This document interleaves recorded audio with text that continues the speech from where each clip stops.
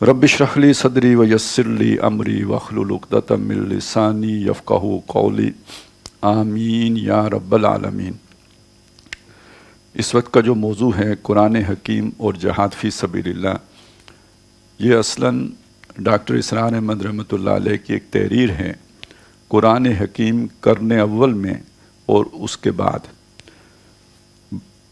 اس تحریر کو ویسے انہیں وہ ذاتی طور پہ بہت پسند بھی تھی، اور اس میں انہوں نے قرآن مجید نے جو تبدیلی پیدا کی قوم لدہ کے اندر، سخت جھگڑالو ضدی قوم جو کسی کی بات ماننے کے لیے تیار نہیں تھی، ان کو جس طرح مسخر کیا اور تسخیر کیا قرآن مجید نے، اور اس کے نتیجے میں ان میں جو تبدیلی آئی اور ان کے نقطہ نظر میں جو تبدیلی آئی، ذہن میں تبدیلی آئی، سوچ میں جو تبدیلی آئی، اس کا ایک نقشہ ہے کہ جو ڈاکٹر صاحب نے کھینچا ہے۔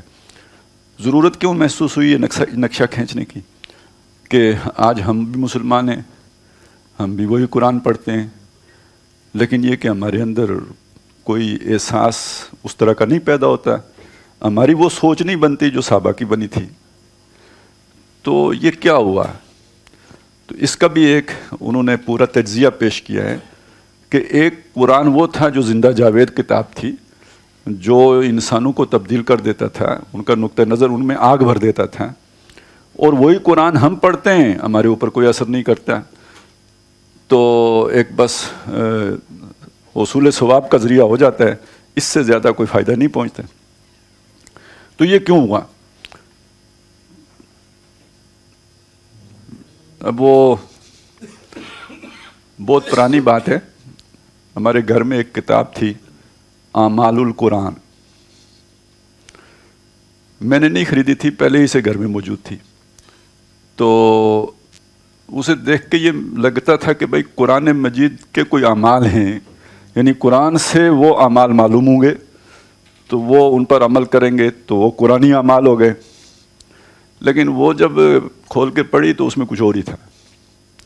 میں اتنی دفعہ آیت الکرسی پڑھ کے تو دم کریں گے تو یوں ہو جائے گا، اتنی دفعہ سورہ فاتحہ پڑھ کے تو اس طرح کریں گے تو حل خود چل پڑے گا۔ تو ہم نے قرآن مجید سے اس طرح کے کام لیے کہ نکسیر اگر پھوٹ گئی ہے تو ماتھے پر کون سی آیت لکھیں گے خون سے تاکہ اس کی نکسیر بند ہو جائے، اور اگر اس کے سینے میں درد ہو گیا ہے تو کون سی آیت پڑھ کے دم کرنا ہے اس کو، اور پیٹ میں درد ہو گیا ہے تو قُل رب ادخلنی مدخل صدق واخرجنی مخرج صدق، یعنی اب یہ بھی اس کے مطلب یہ باقاعدہ دم ہے پیٹ کے درد کا، تو پیٹ کے امراض کا یہ دم ہے۔ تو ہمارا قرآن مجید یہ دم والا قرآن مجید ہے۔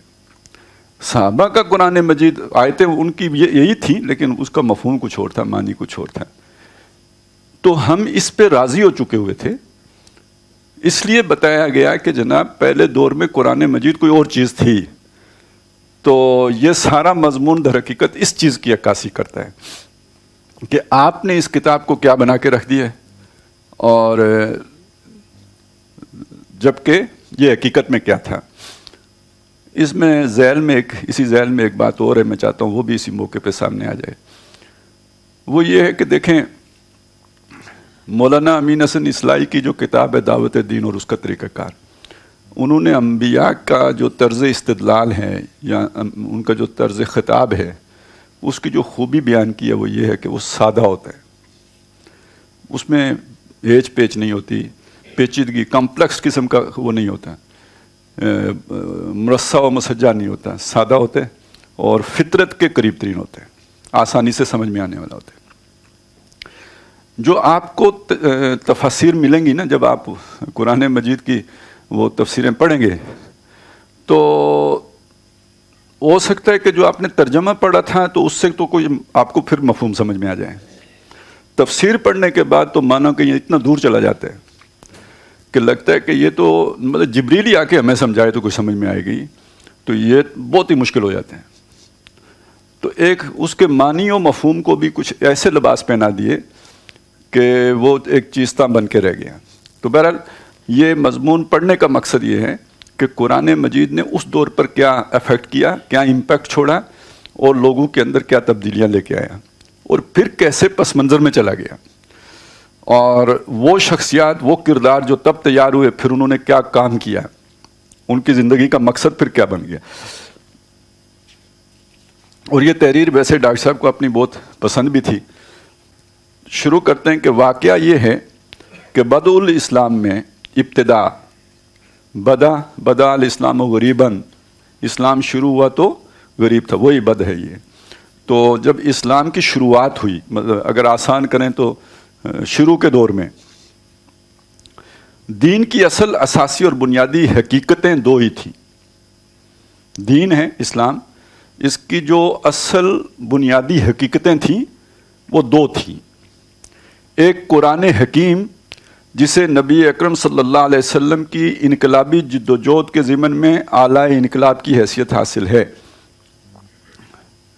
یعنی یہ بات کہ نبی صلی اللہ علیہ وسلم ایک پورا نظام قائم کرنے کے لیے آئے تھے۔ وَالَّذِي أَرْسَلَ رَسُولَهُ بِالْهُدَىٰ وَدِينِ الْحَقِّ لِيُظْهِرَهُ عَلَى الدِّينِ كُلِّهِ وَلَوْ كَرِهَ الْمُشْرِكُونَ، اور یہ بات جو ہے غامدی صاحب بھی مانتے ہیں۔ وہ کہتے ہیں یہ جو ہے نا حضور کے دور کے مشرکوں پر غالب کرنا تھا، آج کے مشرکوں پر غالب کرنے کی ضرورت نہیں ہے۔ تو کم از کم حضور کی حد تک تو مانتے ہیں نا کہ ان کا فرض منصبی یہی تھا۔ تو نبی صلی اللہ علیہ وسلم اسلام کو غالب کرنے آئے تھے، اور وہاں کوئی پہلے سے نظام موجود تھا۔ تو جب ایک نظام موجود ہے، اس کی جگہ پہ آپ نے دوسرا نظام لا کے وہاں پہ فٹ کرنا ہے، تو اس سارے عمل کو، اس نظام کو توڑنے پھوڑنے کے تخریبی کام کو، اور اس کی جگہ پہ نئے نظام کی تعمیر کو انقلابی عمل کہتے ہیں۔ تو محمد الرسول اللہ صلی اللہ علیہ وسلم کی 23 سالہ جو محنت ہے، جس کے آخر میں جا کے جاء الحق وزہق الباطل ان الباطل کان زہوقا کی صورت بنی ہے، تو یہ ساری جد و جہد در حقیقت انقلابی جد و جہد ہے۔ تو اعلیٰ انقلاب کیا ہے؟ انقلابی جد و جہد کے ضمن میں اعلیٰ انقلاب کی حیثیت حاصل ہے۔ بقول مولانا حالی اتر کر ہرا سے سوئے قوم آیا اور ایک نسخہ کیمیا ساتھ لایا۔ یعنی پہلی وحی جو ہے وہ غار ہرا میں ہوئی ہے۔ اب جب وہ اپنی قوم کی طرف آئے ہیں، تو اب جب گئے تھے تو کچھ اور تھے، تو واپس آئے ہیں تو آپ کے پاس اللہ کا پیغام ہے، اور یہ جو اللہ کا پیغام ہے یہی قرآن مجید ہے۔ وہ 22 یا 23 سالوں میں اترا ہے، ٹھیک ہے، لیکن یہ کہ بہرحال یہ ہے پیغام کہ جو اللہ نے جبریل کے ذریعے سے محمد الرسول اللہ صلی اللہ علیہ وسلم تک پہنچایا، اور محمد صلی اللہ علیہ وسلم اس پیغام کو ہرا سے لے کے تو اپنی قوم کے پاس آئے۔ تو ایک تو قرآن مجید تھا، اعلیٰ انقلاب، یعنی وہ جو کا حقیقتیں دو ہی تھیں، تو اس میں سے ایک اعلیٰ انقلاب ہے جس کا نام ہے قرآن مجید، اور دوسرے جہاد فی سبیل اللہ، جو جامع عنوان ہے آپ کی اس جد و جہد کے مختلف مدارج اور مراحل کا۔ اب یہ نوٹ کیجئے یہاں پہ، یہ ہمارا جو اگلا مضمون ہے اس سے بھی اس کا تعلق جڑ جائے گا، کہ نبی صلی اللہ علیہ وسلم نے جو دین قائم کیا تو 22 سال لگے۔ اس کے مختلف مراحل و مدارج ہیں، ایک ہی دن میں تو سب کچھ نہیں ہو گیا، اور بڑے مختلف اور یعنی ایک دوسرے سے بعض اعتبارات سے متضاد مراحل و مدارج ہیں۔ آپ مکے میں ہیں تو آپ کو کہا گیا وَاصْبِرْ عَلَىٰ مَا يَقُولُونَ، آپ سے کہا گیا کہ وَمَنْ أَحْسَنُ قَوْلًا مِمَّنْ دَعَا إِلَى اللَّهِ وَعَمِلَ صَالِحًا، اور یہ کہ ادفع باللتی ہی احسن۔ لیکن یہ کہ جب آپ مدینے میں آ گئے ہیں تو اب یہ ہے کہ اینٹ کا جواب پتھر سے، تو فرق، بہت بڑا فرق واقع ہو گیا۔ تو مدارج یا مرحلے مختلف ہیں، مقصد ایک ہے۔ اچھا، یہ اگر آپ کو ذہن میں ہو تو عام طور پہ مغربی جو مفکرین ہیں یا جنہیں ہم مستشرقین کہتے ہیں، وہ اہل علم مغرب کے جنہوں نے مشرقی علوم پر مہارت حاصل کی ہے، سیکھے ہیں مشرقی علوم، یعنی اس میں قرآن مجید بھی ہے، تو اسلام کے بارے میں بھی تحقیق کی ہے، یہ مستشرق ہیں۔ تو یہ ہمیشہ اعتراض کرتے ہیں نبی صلی اللہ علیہ وسلم کی مدنی زندگی پر، اور انہوں نے بعض لوگوں نے اس طرح کی بھی کوشش کی ہے کہ اشارتاً حضور صلی اللہ علیہ وسلم کی تنقید کریں کہ مکے میں تو حضور نبیوں جیسے لگتے تھے، لیکن یہ کہ مدینے میں آ کے آپ ایک سیاستدان معلوم ہوتے ہیں۔ جس نے دی 100 کتاب لکھی ہے اس نے بھی یہ بات کہی ہے کہ کیوں بنایا، پہلے نمبر پہ رکھا، ریلیجیس میدان میں بھی پوری طرح کامیاب ہے اور سیکولر فیلڈ میں بھی پوری طرح کامیاب ہے۔ تو اگر آپ دیکھیں تو یہ ریلیجیس میدان اسے کہاں نظر آ رہا ہوگا؟ مکے میں۔ اور یہ جو مدینے میں جتنی ایکٹیویٹی ہو رہی ہے یہ اسے ریلیجیس نہیں نظر آئے گی، یہ ایکٹیویٹی اسے سیکولر ایکٹیویٹی نظر آئے گی کہ جناب جنگ ہو رہی ہے، معاہدے ہو رہے ہیں، گفت و شنید ہو رہی ہے اور کسی کو نیوٹرلائز کیا جا رہا ہے، یہ ساری اس کو نظر آ رہی ہے سیکولر ایکٹیویٹی۔ تو اس سے سمجھ لیجئے کہ نبی صلی اللہ علیہ وسلم کی جد و جہد ایک تو بہت تیز رفتار اس کے مراحل ہیں، اور دوسری بات یہ ہے کہ بہت گوناگوں قسم کے مراحل ہیں۔ تو ان سارے مراحل کا ایک ہی عنوان ہے، وہ مکی دور ہو یا مدنی دور ہو، وہ نماز روزہ ہو یا یہ کہ جنگ و جدال ہو، عنوان سب کا ایک بنے گا، وہ ہے جہاد فی سبیل اللہ۔ ڈاکٹر صاحب صحیح کہتے ہیں یا غلط کہتے ہیں یہ ایک علیحدہ بات ہے، جو کہہ رہے ہیں وہ سمجھ لیں نا، پہلے تنقید بعد میں سوچیں گے، پہلے وہ جو کہنا چاہتے ہیں وہ تو ہمیں سمجھ آ جائے نا کہ کیا کہنا چاہتے ہیں۔ تو ڈاکٹر صاحب کا موقف تو یہ سامنے آ گیا کہ نبی صلی اللہ علیہ وسلم کی جملہ جو مسائی ہے اور اس کے جو مختلف مراحل و مدارج ہیں اس سب کا جامع عنوان کیا ہے؟ جہاد فی سبیل اللہ۔ یعنی وہ تزکیہ بھی پھر جہاد فی سبیل اللہ کے اندر آ گیا۔ وہ جو لوگ کہتے تھے نا تزکیہ ایک علیحدہ شے ہے، جہاد فی سبیل اللہ علیحدہ شے، تو کم از کم ڈاکٹر صاحب ایسا نہیں سمجھتے تھے۔ تو واقعہ یہ ہے، اچھا جی، ہاں، واقعہ یہ ہے کہ یہ قرآن مجید ہی کی گرج اور کڑک تھی جس نے نیند کے ماتوں کو جگایا اور خواب خرگوش، یعنی گہری نیند سونے والا، کہتے ہیں خرگوش بہت گہری نیند سوتا ہے، کہ مزے لوٹنے والوں کو بیدار کیا۔ جیسے آج ہم سب خواب خرگوش کے مزے لے رہے ہیں نا، اسٹیٹ بینک بھی گیا لیکن کسی کو پرواہ بھی نہیں ہے، تو سب اپنے اپنے دھندوں، تو یہی خواب خرگوش ہوتا ہے نا۔ تو وہاں پہ بھی لوگ مزے سے تھے، چین سے تھے، چینی بھی کبھی چین سے تھے نا افیون پی کے، تو ان کو ماؤ زے تونگ نے خواب خرگوش سے جگایا۔ ہمیں شاید آ کے RSS والے خواب خرگوش سے جگائیں گے کہ اٹھو بھائی تمہاری جو ہے نا عطیہ کرنی ہے۔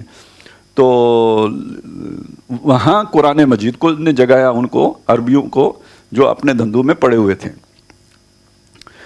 تو یہ قرآن مجیدی کی گرج اور کڑک تھی جس نے نیند کے ماتوں کو جگایا اور خواب خرگوش کے مزے لوٹنے والوں کو بیدار کیا۔ چنانچہ والعصر ان الانسان لفی خسر، اصل میں یہ جس کو وہ اس زمانے میں جب یہ آیتیں اتری ہوں گی تو یہ کتنا بڑا ایک دھماکہ خیز بات ہے جو کہی گئی ہے۔ زمانہ تیزی سے نکلتا زمانہ گواہ ہے، بے شک انسان خسارے میں ہے۔ یعنی تم کدھر کیا مزے لے رہے ہو؟ تم تو ٹوٹے میں ہو، تم نقصان میں ہو، تمہارا تو ستیہ ناش ہو گیا ہے۔ ان الانسان لفی خسر اور اقترب للناس حسابهم وهم فی غفلۃ معرضون، لوگوں کا حساب ان کے قریب آ گیا ہے اور وہ غفلت میں پڑے ہوئے ہیں، اس وجہ سے اعراض کر رہے ہیں، اس کی طرف توجہ ہی نہیں دیتے، مڑ کے دیکھتے ہی نہیں اسے۔ کہ چونکا دینے والی صدائیں اور القاریہ ملقاریہ وما ادراک ملقاریہ اور الحاقہ ملحاقہ وما ادراک ملحاقہ کی بیدار کن ندائیں ہی تھیں جنہوں نے پورے عرب میں ہلچل مچا دی۔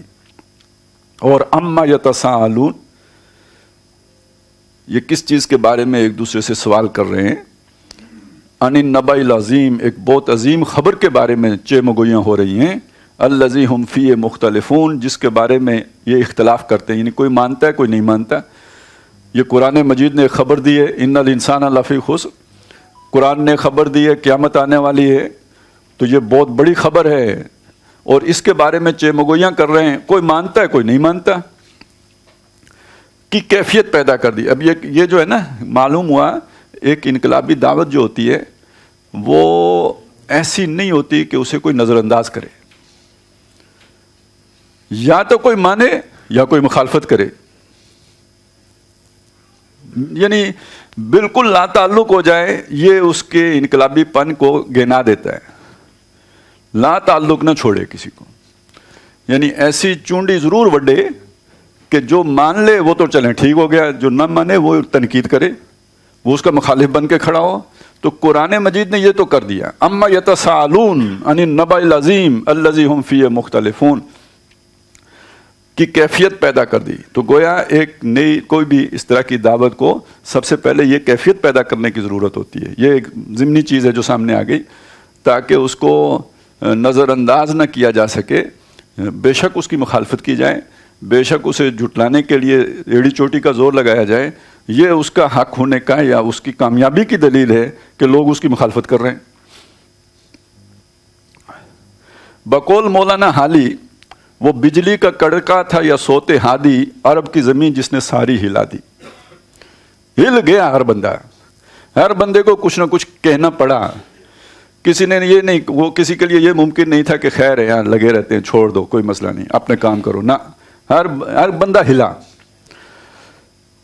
پھر اسی کی آیات بینات تھیں جنہوں نے هو الذی ينزل علی عبدہ آیات بینات لیخرجکم من الظلمات الی النور، یعنی وہی ہے جو اپنے بندے صلی اللہ علیہ وسلم پر اتارتا ہے آیات بینات، روشن دلیلیں، تاکہ وہ تمہیں نکالے اندھیاروں سے روشنی میں، وہ کفر و شرک کے اندھیارے اس سے نکال کے ایمان کی روشنی میں لائیں، یا جہالت کے اندھیاروں سے نکال کر اور علم و عرفان کی روشنی میں لائیں،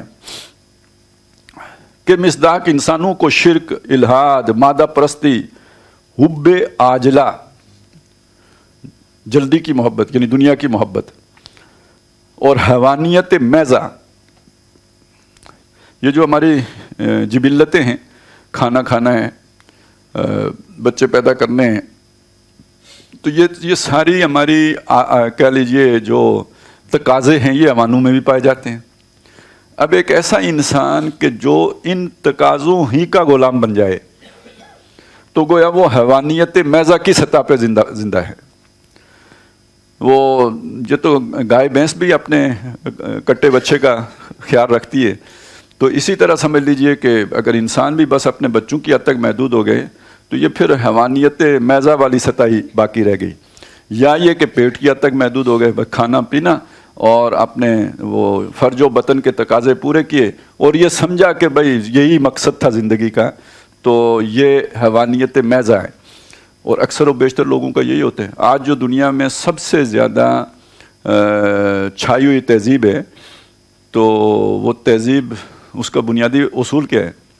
یہی تو ہے نا کہ بس ٹھیک ہے عیاشی کرو، اور عیاشی کا مطلب کیا ہے؟ اپنی جسمانی ضرورتوں کو مطلب پوری اس کی لذتیں سمیٹو، یہی مقصد ہے۔ باقی کوئی بریک لگانا، کوئی اس کے اوپر کوئی جو ہے نا قدغن لگانا، کوئی اسی ڈسپلن میں لانا، یہ انسان کا کام ہے، یہ حیوان کا کام نہیں ہے۔ تو یہ اسے ڈسپلن میں لے کے آنا اصل میں تو اصل وہ جو ہے نا کمال ہے اور انسانی سطح ہے۔ تو شرک ہو، الہاد ہو، مادہ پرستی ہو، دنیا کی محبت ہو، یا حیوانیت میزہ ہو، اس سے نکالا، وہ جو آیا نا اندھیارے ہیں نا، یہ ان اندھیاروں سے کس چیز کے ذریعے سے نکالا؟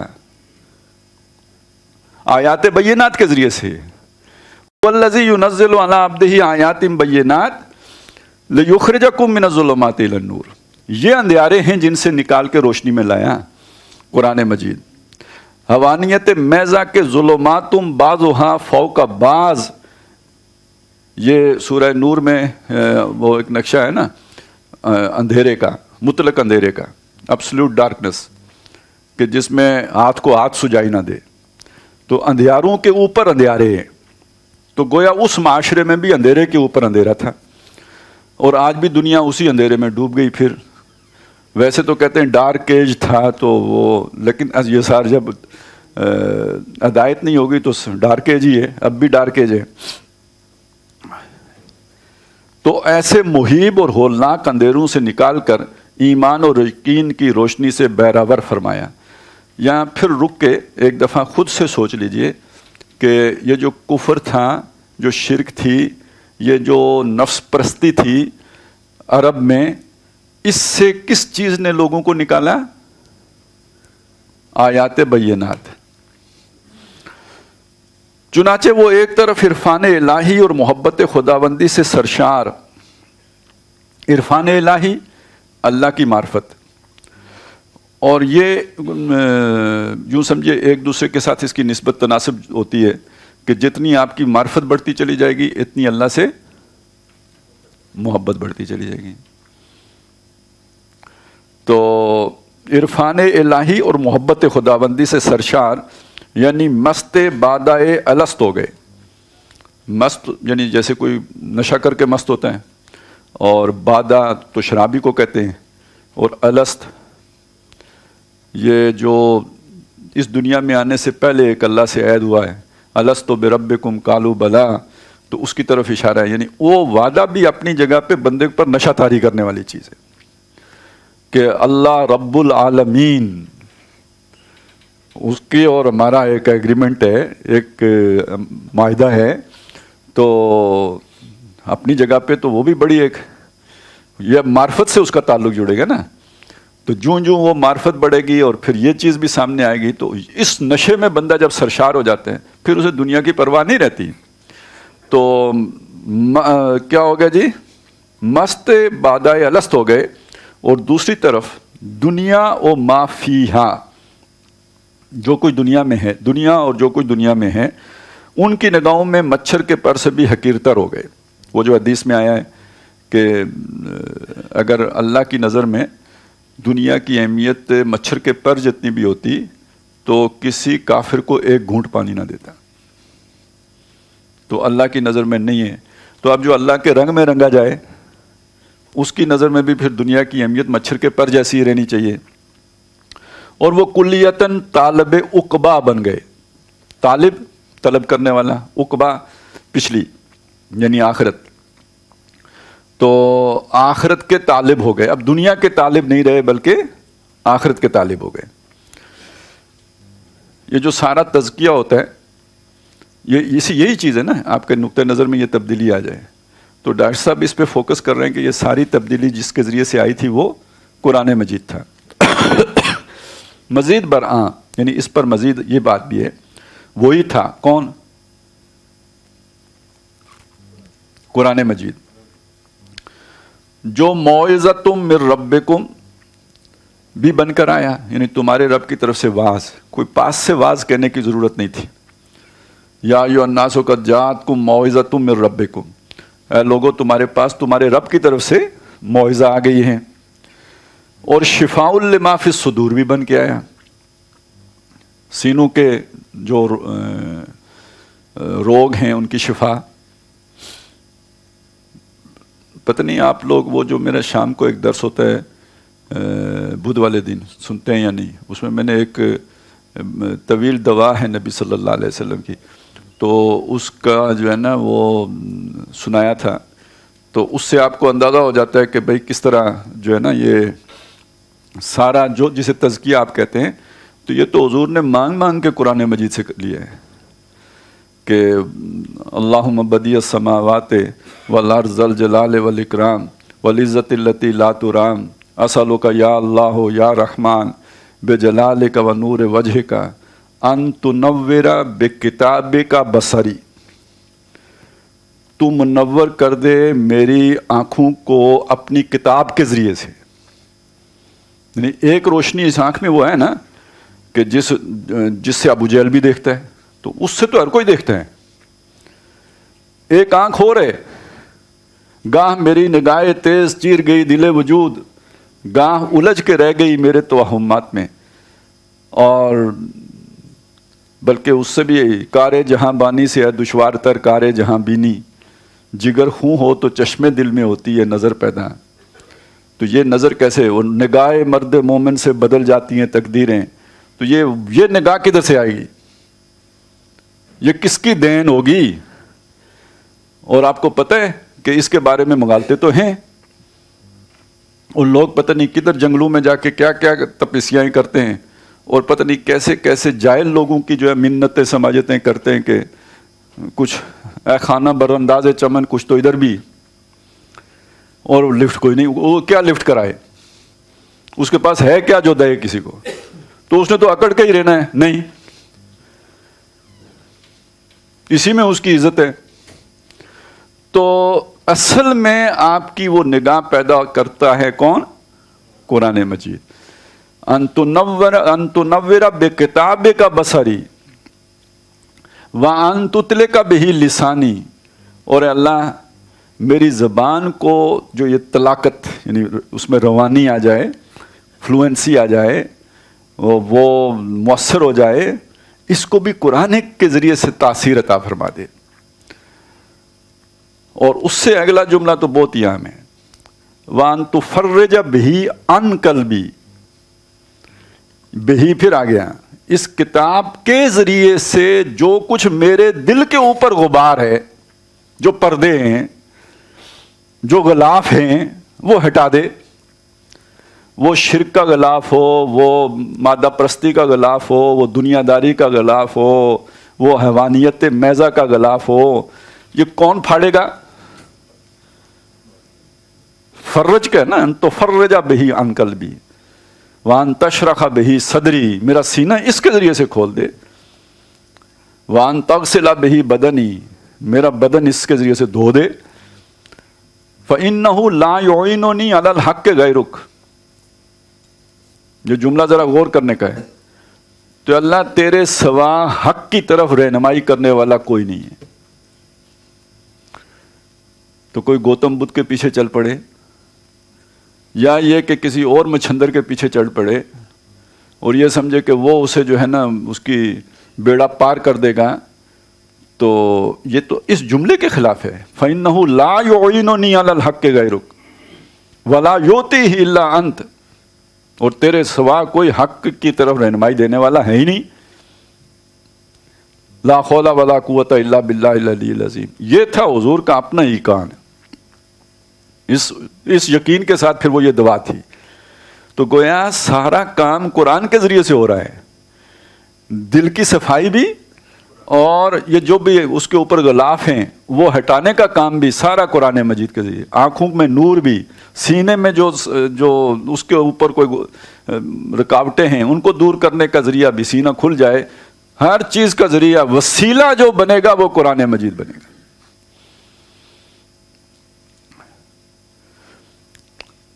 وہی تھا جو موعظۃ من ربکم بھی بن کر آیا، اور شفاء لما فی الصدور بھی، چنانچہ اسی کے ذریعے لوگوں کا تزکیہ نفس بھی ہوا، اور تصفیہ قلب اور تجلیہ روح بھی۔ یہ ویسے 3 اصطلاحات آئی ہیں۔ تو تزکیہ نفس جو ہوتا ہے اس کا تزکیہ مراد یہ ہے، ویسے تو تزکیے کا وہ اگلا ہمارا لیکچر ہے، اس میں چیز واضح ہوگی، لیکن وہ ذرا وسیع معنی میں ہوگا۔ یہاں پہ تزکیے کا مطلب یہ سمجھ لیں کہ چونکہ تصفیہ علیحدہ آ گیا، تجلیہ علیحدہ آ گیا، تو تزکیہ یہاں محدود معنی رکھتا ہے۔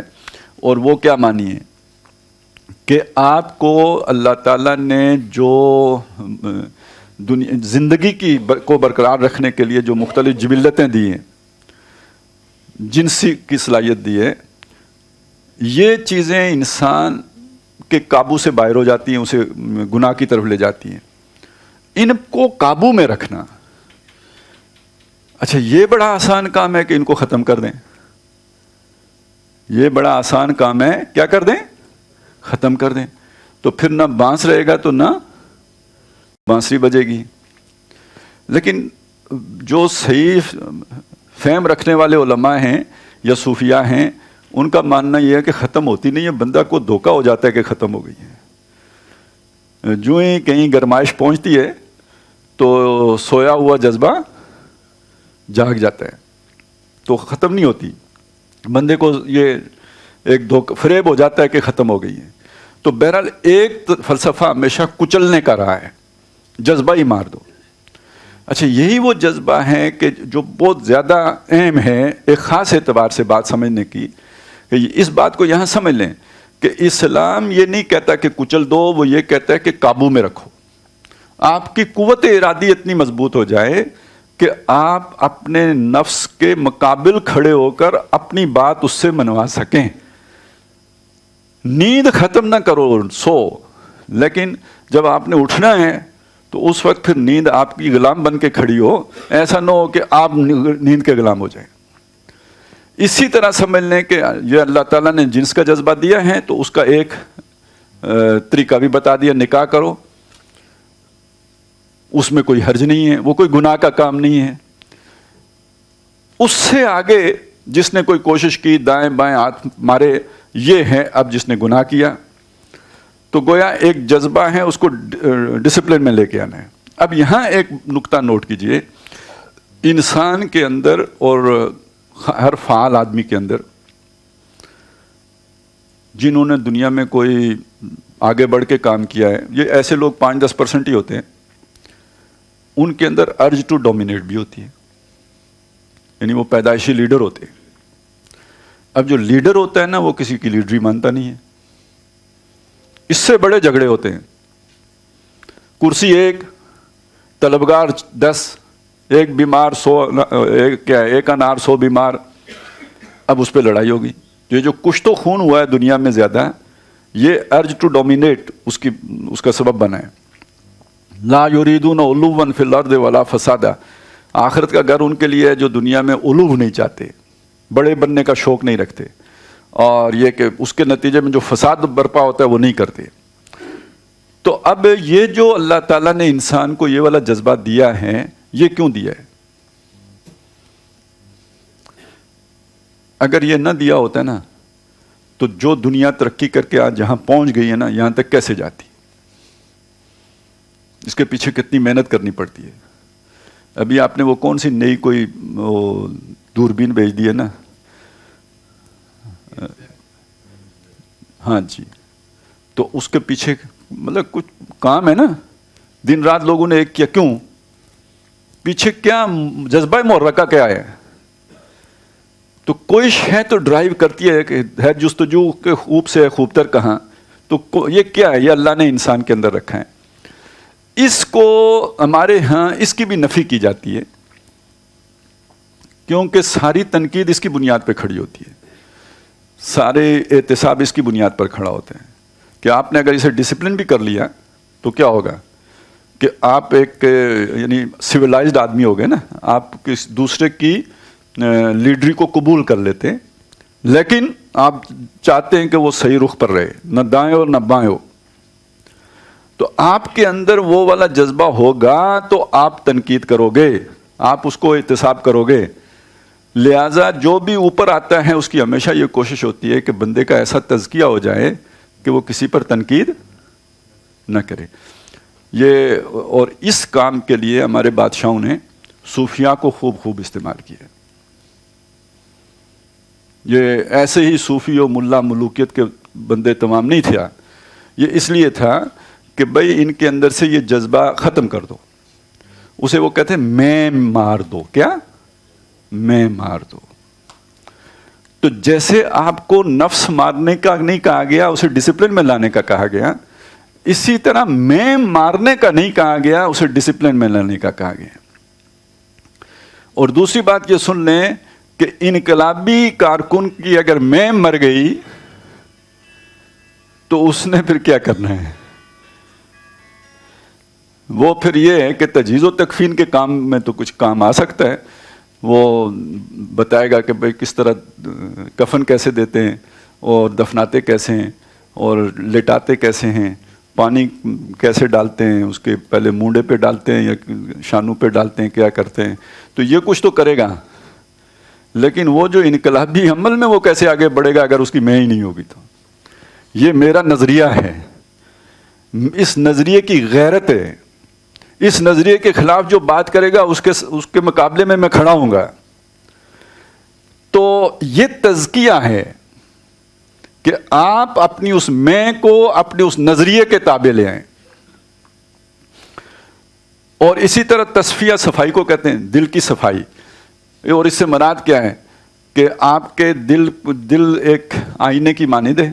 اس کے اوپر اگر کالک آ جائے گی تو اندر کی وہ جو روشنی ہے وہ باہر نہیں آئے گی. تو اس کو صاف کریں گے تو روشنی باہر آئے گی. اور تیسری چیز ہے روح کا، یعنی روح اصل میں وہ چیز ہے جس میں وہ روشنی ہے، تو اس کی تجلیہ کا لفظ آیا ہے، یعنی تجلی تو اس میں ہے نا، تو اس کو بیٹری چارج ہونی چاہیے، اس کی جو بیٹری چارج کرنا ہے وہ تجلیہ ہے، اور جو اس کی روشنی کا باہر انعکاس ہے وہ صفائی دل کی ہوگی تو تب انعکاس ہوگا، اور اس کے آگے جو یعنی وہ آلائش پیدا کرنے والی چیز ہے وہ نفس ہے، اس کو آپ ڈسپلن کر لیں گے تو وہ آلائش ختم ہو جائے گی۔ یہ تینوں کام نبی صلی اللہ علیہ وسلم نے کس کے ذریعے سے کیے؟ قرآن مجید۔ ان ناشیۃ اللیل ہی اشد وطئا واقوم قیلا، رات کو کھڑے ہو کے جب آپ قرآن پڑھتے ہیں تو اس سے آپ کا نفس آپ کے قابو میں رہتا ہے، اور باقی یہ کہ قرآن تو اللہ کا کلام، اس سے جو روح کو اس کا تعلق بنتا ہے، اور یعنی یوں سمجھیے کہ اللہ کا پیغام براہ راست روح جب سنتی ہے تو اس کے اندر وہ حرارت پیدا ہوتی ہے۔ یہ جو ہم رمضان کے جو ہمارے پروگرام ہوتے ہیں تو اس میں یہ مضمون آ جاتے ہیں۔ اور دل کی صفائی کا بھی حدیث میں ذکر ہے کہ قرآن مجید کے ذریعے سے دل کی صفائی ہوتی ہے۔ یہ جو دل زنگالود ہو جاتے ہیں، ما جلاؤہا یا رسول اللہ کثرت ذکر الموت و تلاوت القرآن۔ اچھا جی، گویا انذار ہو، انذار کسے کہتے ہیں؟ خبردار کرنے کو، یہ نبیوں کے کاموں میں سے ہے خبردار کرنا۔ تبشیر خوشخبری دینا، تبلیغ پہنچانا، جا کے دے کے آنا، تذکیر نصیحت کرنا یا یاد دہانی کرانا، موعظت نصیحت، ایسی نصیحت جو دل پہ اثر کرتی ہو، پھر نصیحت کا لفظ بھی آ گیا وہ خیر خواہی، تعلیم، تربیت، تزکیہ، تصفیہ، تجلیہ یا تنویر وہ نورانی کرنا، الغرض تطہیر ہو یا تعمیر۔ محمد الرسول اللہ صلی اللہ علیہ وسلم کا پورا عمل دعوت و اصلاح قرآن مجید ہی کے گرد گھومتا ہے۔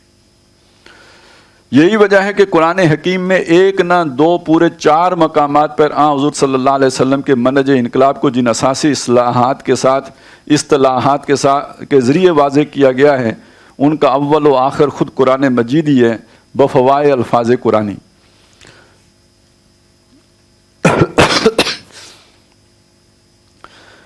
یتلو علیہم آیاتہ ویزکیہم ویعلمہم الکتاب والحکمہ، سناتا ہے انہیں اس کی آیات، یعنی نبی صلی اللہ علیہ وسلم اللہ کی آیات سناتے ہیں امیین کو، عرب لوگ جو جن میں آپ کی بعثت ہوئی ہے ان کو، اور پاک کرتا ہے ان کو اور سکھاتا ہے انہیں کتاب اور حکمت۔ تو یہ قرآن مجید میں 4 جگہوں پہ یہ بات آئی ہے، تو یہ چاروں کام قرآن مجید کے ذریعے سے، یعنی آیات کی تلاوت کا مطلب کیا ہے؟ قرآن ہی پڑھنا نا۔ تزکیہ ہم نے ابھی سارا دیکھ لیا، کس کے ذریعے سے ہوگا؟ قرآن کے ذریعے سے۔ تو وہ آیات پڑھنے کے نتیجے میں تزکیہ ہوتے ہیں۔ اور اس کے بعد تعلیم، یعلمہم الکتاب، کتاب کی تعلیم دیتا ہے، تو کتاب کیا ہے؟ قرآن۔ اور حکمت کی تعلیم دیتا ہے، ذالک مما اوحی الیک ربک من الحکمہ۔ تو قرآن کا کارنامہ ایک جملے میں بیان کیجئے تو یہ ہے کہ اس نے صحابہ کرام رضوان اللہ تعالی علیہم اجمعین کے دلوں میں ایمان پیدا کر دیا۔ صرف ایک بات اگر کہیں تو قرآن نے کیا کر دیا؟ ایمان پیدا کر دیا۔ اچھا، یہ آپ کو یاد ہے کہ جو سنا ہوگا آپ نے کہ ایک بات کہی جاتی ہے کہ ہم نے پہلے ایمان سیکھا پھر قرآن پڑھا۔ ہاں، لیکن وہ تو اس حدیث کے حوالے سے کہتے ہیں نا۔ ایک صحابی کا قول بیان کرتے ہیں نا یہ۔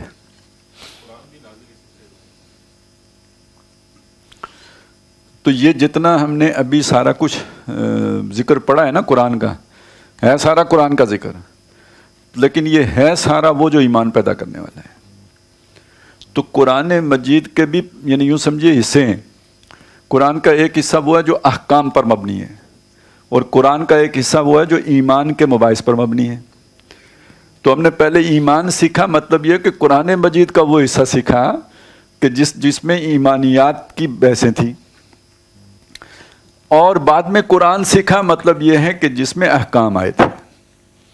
تو بالکل مطلب آپ کو یہ اشکال تو نہیں پیدا ہوگا نا، یہ سمجھ لینے کے بعد بات بالکل صاف ہو جاتی ہے. نہیں تو آدمی حیران ہو جائے کہ بھئی خود حضور صلی اللہ علیہ وسلم کے بارے میں قرآن کہتا ہے کہ انہوں نے بھی ایمان قرآن سے سیکھا.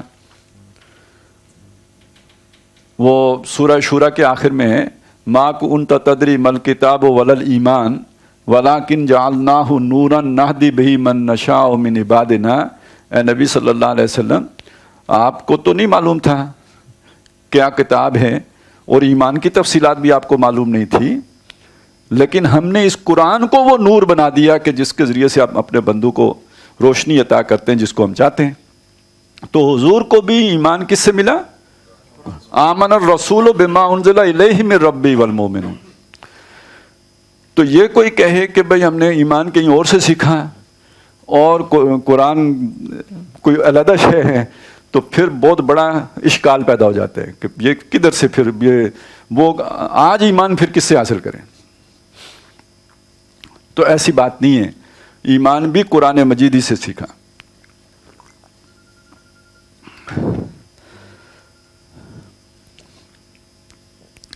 قرآن کا کارنامہ ایک جملے میں بیان کیجئے تو یہ ہے کہ اس نے صحابہ کرام رضوان اللہ تعالی علیہم اجمعین کے دلوں میں ایمان پیدا کر دیا، اور توحید، معاد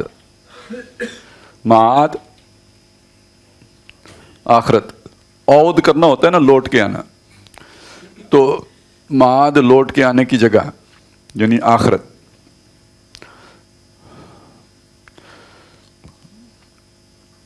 اور رسالت پر یقین محکم، یہی تین ایمانیات ہیں، ایمان باللہ، ایمان بالآخرہ اور ایمان بالرسالت. ان پر ایمان یقین محکم کی کیفیت پیدا کر دی. لیکن اس سے یعنی اتنا جملہ کہنے سے اس ہماگیر تبدیلی کا اندازہ نہیں ہوتا جو قرآن حکیم کی بدولت ان کی زندگیوں میں برپا ہو گئی تھی. یعنی صحابہ کرام کی زندگیوں میں جو تبدیلی آئی تھی، اتنا جملہ کہنے سے کہ قرآن مجید نے ان کے اندر ایمان پیدا کر دیا، وہ سمجھ میں نہیں آتا. کیونکہ آج ہم سمجھتے ہیں کہ ہمیں ایمان تو حاصل ہی حاصل ہے. تو ہم جب کہیں گے کہ انہیں ایمان پیدا ہو گیا تو بندے کو لگتا ہے ہماری طرح کا یہ ایمان ہو گیا ہوگا. تو اب اس کہتے ہیں اس تبدیلی کا اندازہ نہیں ہوتا جو ان کی زندگیوں میں برپا ہو گئی تھی، اس لیے کہ قرآن نے، اب ذرا سنیں یہ الفاظ کہ کیا تبدیلی تھی وہ. اور یہ بھی سمجھ لیں کہ معاشرے میں تبدیلی انسان کی تبدیلی کے بعد آتی ہے. معاشرہ انسانوں پر مشتمل ہے، جب تک انسانوں کی معتدب تعداد میں تبدیلی نہیں آتی معاشرہ تبدیل نہیں ہو سکتا. تو انسانوں میں تبدیلی لانے کا عمل قرآن مجید کے ذریعے سے ہوا. اور کیسی تبدیلی آئی سنیے. قرآن نے ان کا فکر بدلا، سوچ بدلی، نقطۂ نظر بدلا، اقدار بدلی، عزائم بدلے، ارادے. آج ارادہ ہوتا ہے نا، میں پھر یہ کیریئر بناؤں گا، یہ کام کروں گا، وہ کام کروں گا، یہ تعلیم حاصل کروں گا. وہ ان کا عزم ہی بدل گیا. امریکہ نہیں جاؤں گا، میں جو ہے نا وہ افغانستان جاؤں گا. وہ دیکھیں گھر خدا کا، ہم خدا کی شان دیکھیں گے. تو یہ اپنا اپنا عزم ہے نا، اپنا اپنا ارادہ ہے. تو ان کا ارادہ بدل گیا، عزائم بدلے.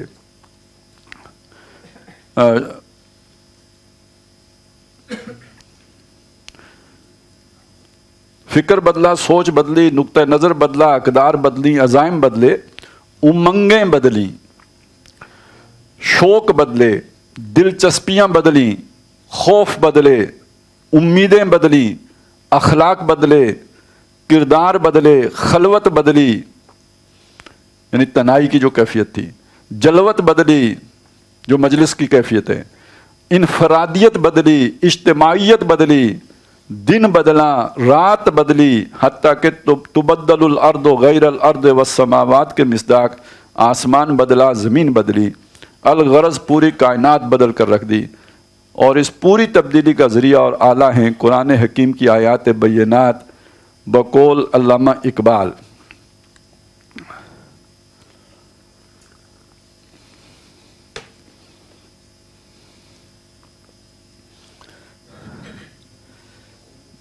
یہ کچھ اشعار ہیں فارسی کے، تو بندہ مومن ز آیات خدا است، این جہاں اندر برے او چوں قبا است۔ کیا معنی ہے جی اس کا؟ چلیں پھر بندہ مومن تو سمجھ آ گیا نا، ز آیات خدا است، خدا کی آیات سے ہے، این جہاں اس جہاں کے اندر برے او یعنی اس جہاں کے اوپر اس طرح ہے، چوں قبا است جیسے کپڑے ہوتے ہیں، لباس ہوتا ہے، اس طرح وہ یعنی وہ ایک طرح کی نشانی ہے اللہ کی، آیت اللہ نہیں، یہ آیت اللہ والی بات ہو رہی ہے۔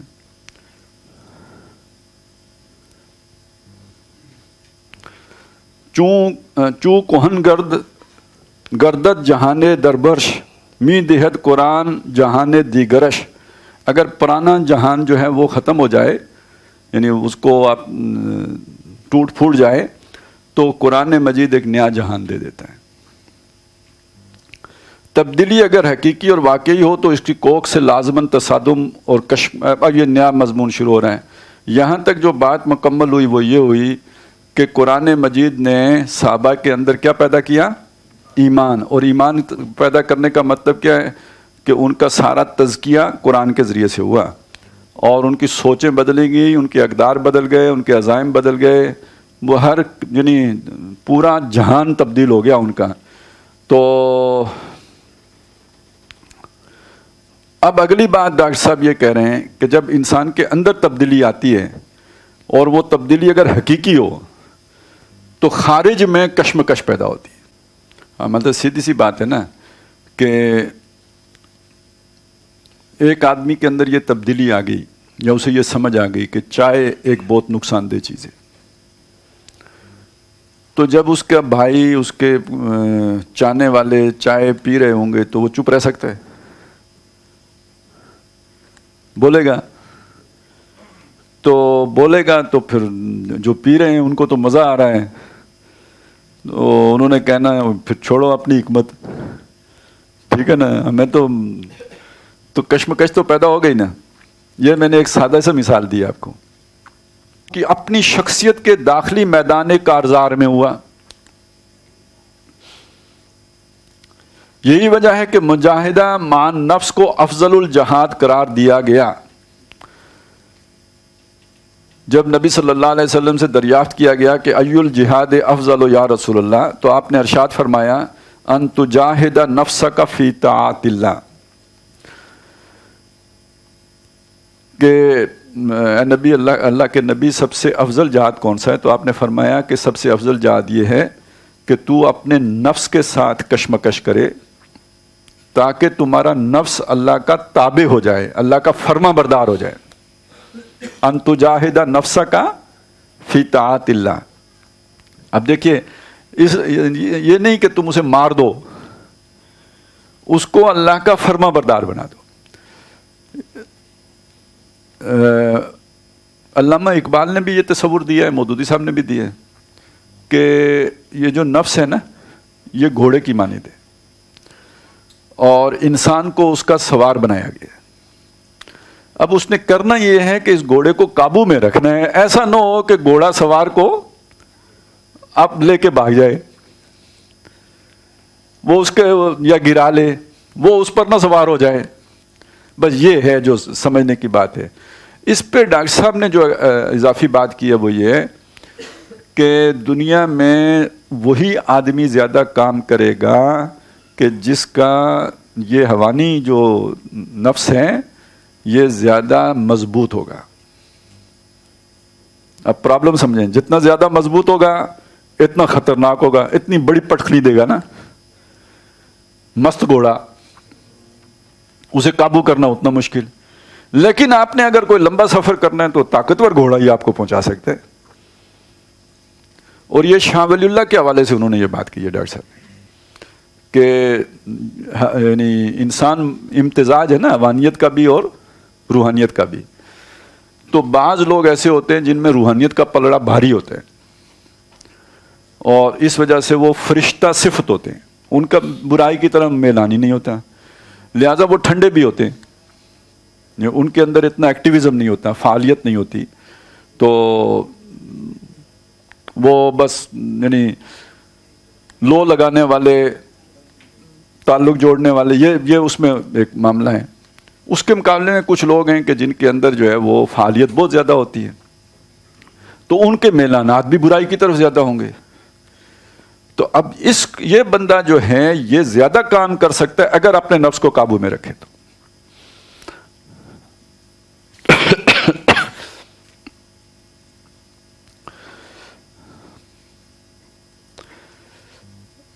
میں پہلے بھی کہنا چاہتا تھا, پھر رک گیا, ابھی پھر آ گئی بات, میں پھر روک کے پھر میں چاہتا ہوں کہہ ہی دوں کہ دیکھیں یہ زبان ہے نا اللہ نے دی ہے, تو اللہ نے یہ نہیں کہا کہ اسے کاٹ دو, باوجود اس کے کہ یہ بھی بتایا گیا کہ جناب بہت سے لوگ دوزخ میں زبان کی وجہ سے جائیں گے. یہ تو نہیں کہا نا کہ بھئی زبان کو کاٹ دو, کیا کہا قولوا قولا سدیدا, سیدھی بات کرو. اسی طرح یہ سمجھ لیجئے آنکھوں کی خیانت ہے نا, تو یہ نہیں کہا کہ آنکھوں کو خیانت سے بچانے کا طریقہ یہ ہے کہ پھوڑ دو, آنکھوں کی حفاظت کرو, نگاہیں جھکا کے رکھو. اب آج کل بات جو اس کا تعلق جڑتا ہے وہ یہ ہے کہ آپ یہ جو جدید ذرائع آ گئے ہیں مواصلات کے, اب زبان کی طاقت میں بھی اضافہ ہو گیا یا نہیں ہو گیا, اور آنکھ کی طاقت میں بھی اضافہ ہو گیا یا نہیں ہو گیا, کان کی طاقت میں بھی اضافہ ہو گیا یا نہیں ہو گیا. تو بعض لوگ کہتے ہیں کہ یہ موبائل بہت بڑا فتنہ ہے. تو بھئی فتنہ تو آنکھ بھی ہے, فتنہ تو زبان بھی ہے, فتنہ تو کان بھی ہے. اگر نہیں ہے تو ان کے شر سے اللہ کے نبی نے پناہ کیوں مانگی ہے؟ اللہم انی اعوذ بک من شر اذنی و من شر بصری و من شر لسانی و من شر قلبی و من شر منی. کیوں؟ فتنہ ہے, ان میں شر ہے, انہیں ڈسپلن میں رکھنا ہے, قابو کر کے رکھنا ہے, لگام ہاتھ میں رکھنی ہے. تو یہ جو موبائل ہے اس نے اس کے شر میں بھی اضافہ کر دیا, اس کے خیر میں بھی اضافہ کر دیا. آپ اس کا صحیح استعمال کر لیں تو یہی مفید ہے, اسی سے آپ نیکیاں کمائیں. تو یہ اصل میں فرار ہے کہ بھئی یہ جو ہے نا فتنہ ہے تو جان چھڑاؤ اور بھاگو. تو یہ تو پھر وہی بات ہوئی نا, گٹھ پکڑنے والی, جنگل میں رہنے والی, تارک دنیا ہونے والی بات ہوئی نا. یہ اسی کا وہی بیماری ہے. خیر,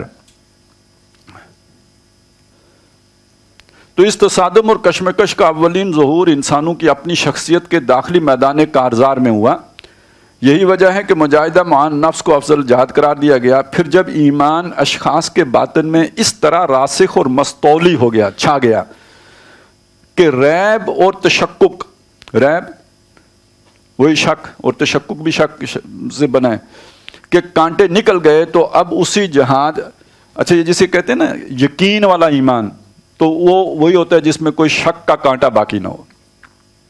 جس ایمان کے ساتھ شکوک و شبہات ہوں وہ یقین والا ایمان نہیں ہوتا. جس ایمان کے ساتھ شک بالکل ختم ہو جائے وہ یقین والا ایمان ہے. کانٹے نکل گئے تو اب اسی جہاد و مجاہدہ کا ظہور عالم خارجی میں ظالموں, سرکشوں اور خدا کے باغیوں سے کشمکش اور تصادم کی صورت میں ہوا, جس کا مقصد قرار پایا تکبیر رب, یعنی اللہ تعالیٰ کی کبریائی کا اقرار و اعلان اور اس کی حاکمیت مطلقہ کا بالفعل قیام و نفاذ, تاکہ اس تعالیٰ کی مرضی جیسے آسمان پر پوری ہوتی ہے زمین پر بھی ہو. اب یہ فرق ہے, جب قرآن مجید کے ذریعے سے آپ میں ایمان پیدا ہوگا تو اللہ تعالیٰ کا صحیح تعارف بھی آپ کو حاصل ہوگا. عرفان ذات اور عرفان الہی. تو وہ جو عرفان ہے اس میں یہ بات شامل ہے کہ اللہ بادشاہ ہے, اللہ حاکم ہے. تو دنیا میں اگر کسی نے اللہ کی بادشاہی سے بغاوت کی ہوئی ہے تو اللہ کو ماننے والا اس کا وفادار نہیں ہو سکتا.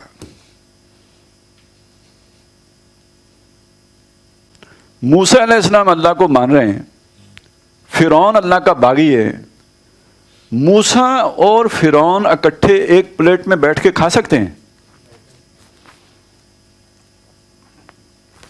تو جو بات موسیٰ کے لیے ہے وہ آج کے کسی دیندار کے لیے نہیں ہے.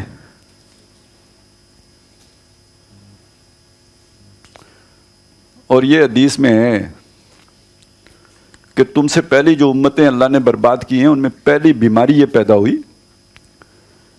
کہ جب کوئی برا کام کرتا تھا تو اسے روکنے والا اس کے پاس جاتا تھا, یعنی روکتا تھا. یہ روکنا چھوڑ دینا تو بات کی بات ہے, اور پھر تعریفیں کرنا تو اگلا مرحلہ ہے نا. کچھ بھی ہے, نام لیتا ہے, یہ تو بہت آخری درجہ ہے. یعنی جا کے کہنا برے کو برا, لیکن خرابی کیا پیدا ہوئی؟ نہیں, اس نے اس کے واز کا کوئی اثر نہیں لیا.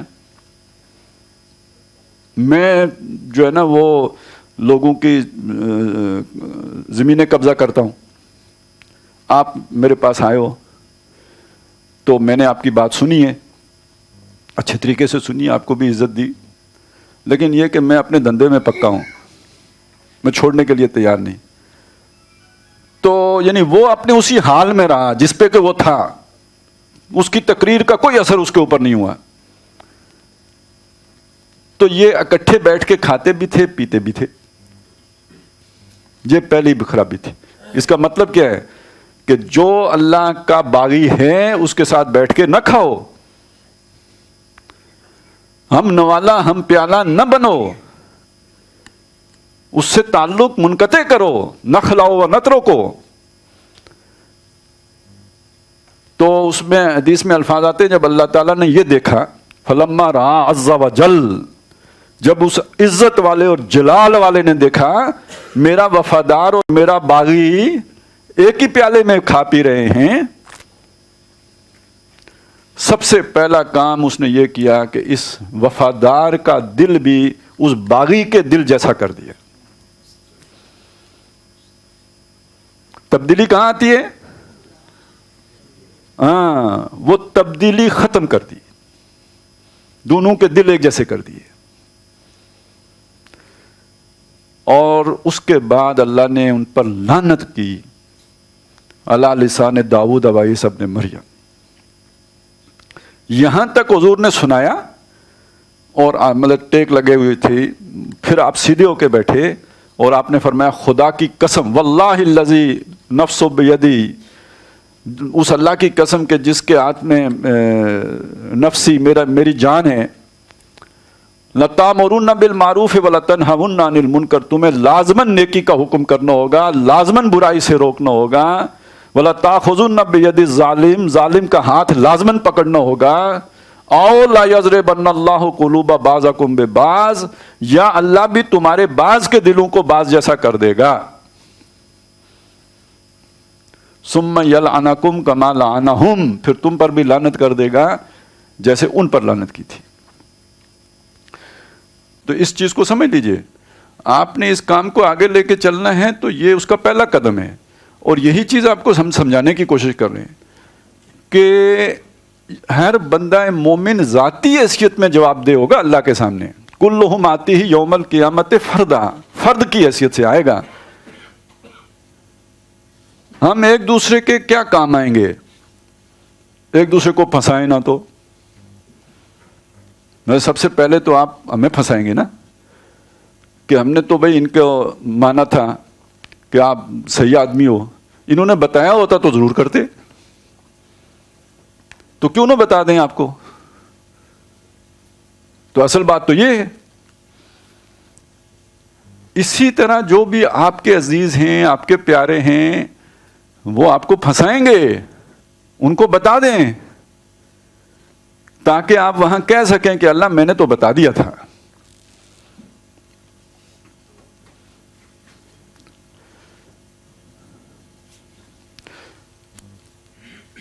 اس طرح تو اب اسی جہاد و مجاہدہ کا ظہور عالم خارجی میں ظالموں، سرکشوں اور خدا کے باغیوں سے کشمکش اور تصادم کی صورت میں ہوا، جس کا مقصد قرار پایا تکبیر رب. جب تک اللہ کو بڑا نہیں مان لیا جائے گا، یعنی اس کے کلمے کو بلندی حاصل نہیں، تسلیم نہیں کر لی جائے گی، اس کا بول بالا نہیں ہو جائے گا، اس وقت تک یہ کشمکش جاری رہے گی. اس کا مطلب کیا ہے؟ مطلب یہ کہ جس نے اللہ کو بڑا نہیں مانا وہ اپنی بڑائی منوا رہا ہے نا. فرعون کا مسئلہ کیا ہے؟ انا ربکم الاعلی. آج رب کا لفظ استعمال نہیں ہوتا،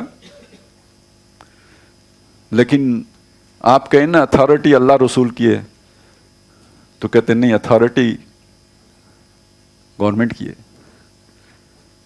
گورنمنٹ اور گورنمنٹ، ٹھیک ہے نا. تو یہ گورنر اصل میں کون ہے؟ حکم کس کا چلنا چاہیے؟ قانون کس کا نافذ ہونا چاہیے؟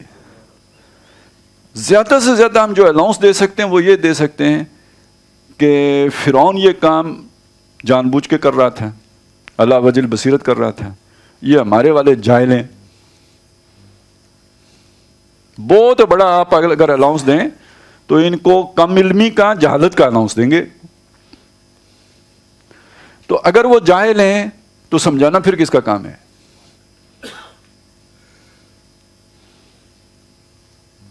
ٹھیک ہے نا. تو پھر یعنی جان تو پھر بھی نہیں چھوٹی. اب یہ تو نہیں ہو سکتا نا کہ وہ جاہل ہیں تو ان کو جاہل رہنے دو، ان کے پاس جاؤ، ان کی چاپلوسیاں کرو، ان سے کام نکلواؤ، انہی کو کہہ کے اپنے بچے نوکر کرواؤ، اور جب تک وہاں رہیں تو سر آپ کے کیا کہنے ہیں. اور جب کہیں کہ بھئی یہ دین کے باغی ہیں تو کہیں یار جاہل ہے. آپ اپنے مطلب کے لیے تو ان سے سارے کام نکلوا لیتے ہو، لیکن جو ان کی جہالت ختم کرنے والی بات ہے وہ کرنے کے لیے تیار نہیں. کیوں؟ تعلق ختم ہونے کا خطرہ ہے. کیونکہ جب وہاں پہ آؤ گے تو وہ فرعون بن جائے گا. یہاں تو باپ بیٹے سے کہہ دیتا ہے نا، جب یہ والی چیز آتی ہے نا، راغب انت عن آلہتی یا ابراہیم لئن لم تنتہ لارجمنک واہجرنی ملیا. تو اگر بیٹے کو کہا جا سکتا ہے کہ میرے مفادات کے خلاف بات کر رہے ہو، میں سنسار کر دوں گا، ابھی تو نظروں سے اوجھل ہو جاؤ، تو دوسرے کو کہاں چھوڑا جائے گا؟ تو ہم نہیں چاہتے کہ قطع تعلق ہو، کیونکہ وہاں سے دنیا ملتی ہے. تو یہ پھر تبدیلی نہیں ہے، پھر کام کا آغاز نہیں ہو سکا.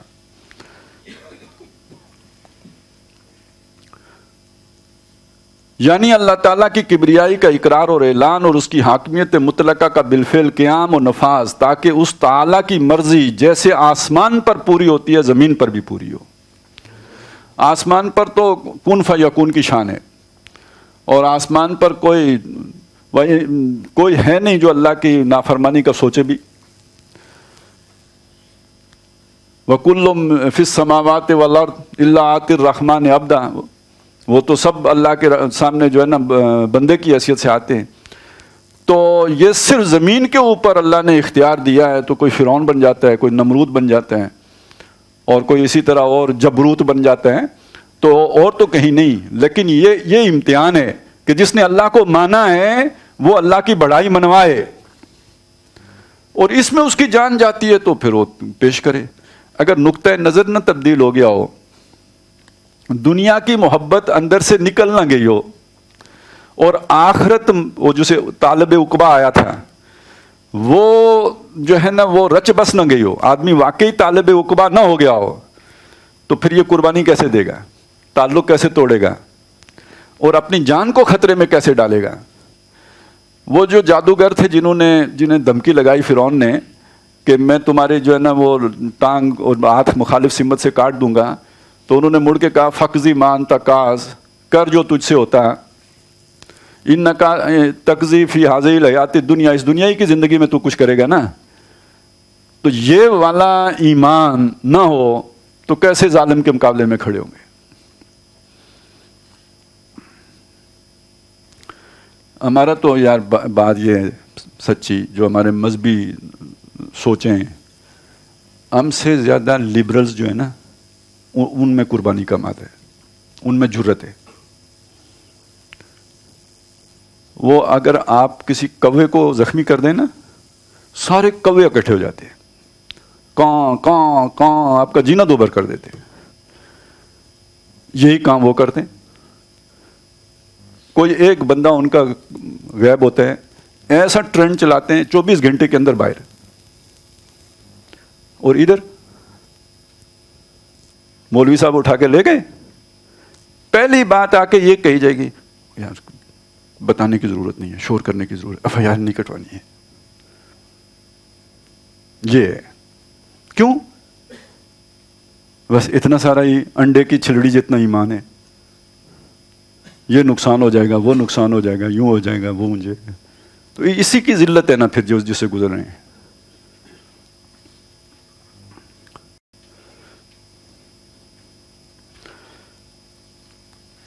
اور اس کی آخری منزل ہے قتال فی سبیل اللہ، جس کا منتہی مقصود معین ہوا ان الفاظ میں کہ وَقَاتِلُوهُمْ حَتَّى لَا تَكُونَ فِتْنَةٌ وَيَكُونَ الدِّينُ كُلُّهُ لِلَّهِ، کہ جب آپ نے وہ اتنی طاقت حاصل کر لی دعوت، تبلیغ، انذار، تبشیر کے نتیجے میں کہ اب آپ ان سے جنگ کر سکتے ہو، تو جب تک ان کا یہ فتنہ، کون سا فتنہ؟ اللہ کی بغاوت کا فتنہ، یہ ختم نہیں ہو جاتا، ان سے لڑو. اور دین جب تک سارے کا سارا اللہ کا نہیں ہو جاتا. ایمان و یقین و جہاد و قتال کا یہی وہ لزوم باہمی ہے جس کو نہایت واضح اور واشگاف الفاظ میں بیان کیا گیا قرآن حکیم کی اس آیہ مبارکہ میں. انما المؤمنون الذین آمنوا باللہ ورسولہ ثم لم یرتابوا وجاہدوا باموالہم وانفسہم فی سبیل اللہ اولئک هم الصادقون. سورہ حجرات کی آیت نمبر 15 ہے کہ مومن تو بس وہی ہیں جو ایمان لائے اللہ پر اور اس کے رسول پر، پھر شک میں نہ پڑے اور جہاد کرتے رہے اللہ کی راہ میں اور کھپاتے رہے اس میں اپنے اموال اور اپنی جانیں، حقیقت میں یہی ہیں سچے.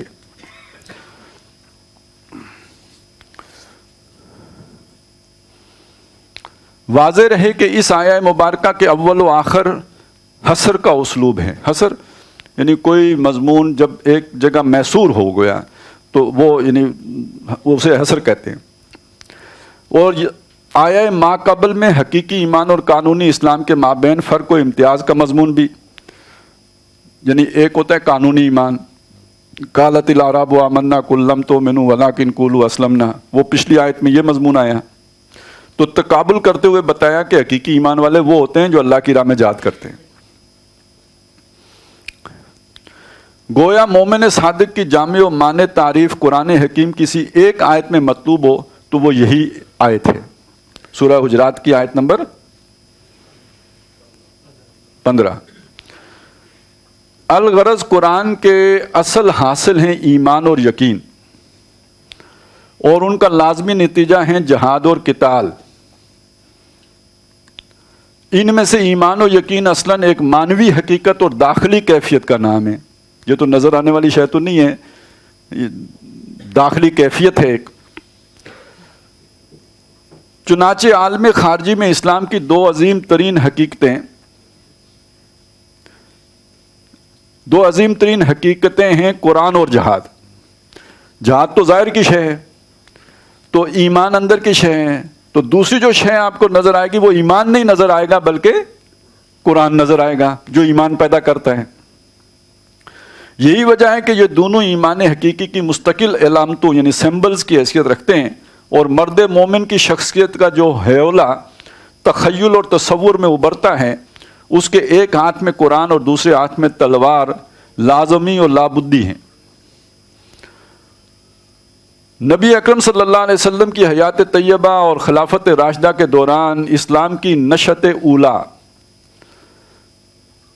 یعنی جو پہلی دفعہ اسلام اٹھا تھا، اس کو غلبہ حاصل ہوا تھا، یا غلبہ دین حق کا دور اول بلا شائبہ ریب و شک نتیجہ تھا صحابہ اکرام کے تعلق کے قرآن اور جذبہ جہاد کا. لیکن یہ بھی ایک ایسی تاریخی حقیقت ہے جس سے انکار ممکن نہیں کہ جیسے ہی اسلام نے ایک مملکت اور سلطنت کی صورت اختیار کی، ان دونوں کی حیثیت ثانوی ہو کر رہ گئی. اور ایسا ہونا ایک حد تک منطقی اور فطری بھی تھا، اس لیے کہ ایک طرف تو کسی مملکت یا سلطنت میں اولین اور اہم ترین مسئلہ شہریت کا ہوتا ہے، جو ایک خالص قانونی مسئلہ ہے جس میں تمام تر بحث انسان کے ظاہر سے ہوتی ہے، باطن سے کوئی سروکار ہی نہیں ہوتا. یعنی جب آپ ایک قانونی یعنی سب سے پہلی بات یہ کہ آپ اس ریاست کے شہری ہو یا نہیں ہو، تو یہ کس بنیاد پر طے ہوگا؟ ایمان حقیقی کی بنیاد پر یا کلمہ شہادت کی بنیاد پر؟ کلمہ شہادت کی بنیاد پر. تو یہاں تو اب وہ بدل جائے گا نا، معیار بدل جائے گا.